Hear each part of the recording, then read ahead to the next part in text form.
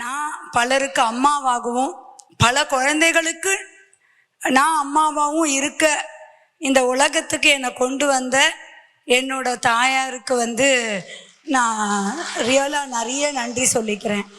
ஏன்னா நான் பல பல தாய்மார்களுக்கு நான் இன்றைக்கும் மகள் தான். என் ஃபேமிலிக்கு மட்டும் கிடையாது, என்னை சுற்றி இருக்கிற அத்தனை பெரியவாளுக்குமே நான் ஒரு மகள் தான்றதை ரொம்ப அழகாக உணர்த்துறதுக்கு, அந்த பயணத்தை தொடர்றதுக்கு ரொம்ப உறுதுணையாக இருந்தது அம்மான்னு சொல்லலாம். எப்படின்னா, நான் ஃபுல்லாக சேவையிலே மட்டும்தான் இருப்பேன். ஒரு கல்யாணத்துலலாம் ஈடுபாடு இல்லாத ஒரு ஆள் நான். ஆனாலும் சேவைக்காக நானும் முத்துராமனும் கல்யாணம் பண்ணிட்டோம். எங்களுக்கும் ஒரு குழந்தை வந்தது.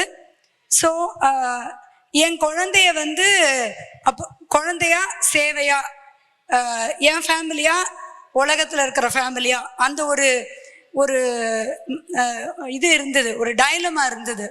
அந்த டைலமாவை ஃபிக்ஸ் பண்ணது இந்த அம்மா தான்.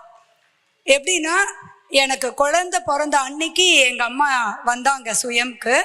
அன்னிலேருந்து இன்னைக்கு வரலும் எங்கள் கூட சுயம்லேயே இருக்காங்க.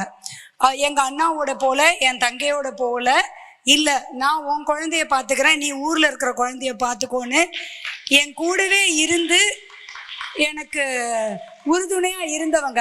பிகாஸ் பெரிய ஃபேமிலியிலலாம் எனக்கு ஒரு பெரிய நாட்டம் கிடையாது. ஊருக்கும் செய்யணும், ஆனால் அதே சமயத்தில் வீட்டையும் பார்த்துக்கணும். இதுதான் டைலமா. இந்த டைலமா ஃபிக்ஸ் பண்ணுறதுக்கு ஒரு பெரிய ரோல் மாடலாக இருந்தவங்க அவங்க தான். அவங்க ஆக்சுவலாக குக்கிங் குயின். நான் ஒரு 10 டிகிரி வாங்கி, ஒரு முனைவர் பட்டம் வாங்கி, இன்னைக்கு நிறைய குழந்தைங்களை படிக்க வைக்கக்கூடிய ஒரு ஸ்டேஜில் நிறுத்தியிருக்காங்கன்னா அது அவங்களோட அந்த ஃபேமிலி டெடிகேஷன் தான். ஒரு சிறந்த அம்மா யாருன்னா எதுவுமே எதிர்பார்க்க மாட்டான். நான் இது பண்ணினேனே, நீ எனக்கு என்ன பண்ணின அப்படின்ற ஒரு கேள்வியை ஒரு அம்மா கேட்கவே மாட்டான்.